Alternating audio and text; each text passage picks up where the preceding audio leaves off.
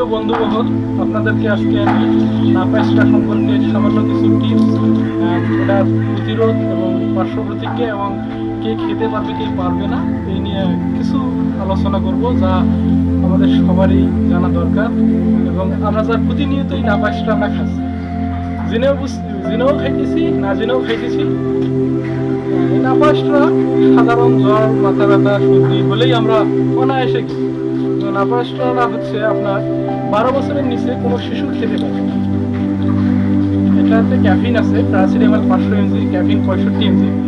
12 বছরের নিচে কোনো পুরুষ মহিলা কেউ খেতে পারবে না। আবার হচ্ছে গর্ভবতী মা বোনদের জন্য এটা খাওয়া যায়, খেলে তাদের সমস্যা হতে পারে, অনেক সময় গর্ভপাত হতে পারে, কিন্তু আমরা না বুঝে না শুনে এই ওষুধটা খাচ্ছি। আবার কেউ কেউ কোনো সমস্যা না হতেই, হালকা সমস্যা হতে না হতেই 3 বেলায় নাপাটা দিচ্ছে। এটা বেশি খেলে আমাদের কিডনির ওপর প্রভাব পড়তে পারে, আমাদের কিডনি ড্যামেজ যেতে পারে।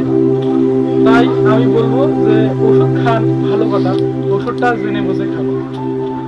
এর পরবর্তীতে যদি আপনাদের কোনো ওষুধ সম্পর্কে কোনো কিছু জানার দরকার হয়, অবশ্যই কমেন্ট করবেন, আর লাইক কমেন্ট শেয়ার করবেন। আপনিও জানুন, আরও একজনকেও জানান। এভাবেই আমরা সুস্থ সবল শরীর গঠি। সবাইকে ধন্যবাদ। আসসালামু আলাইকুম।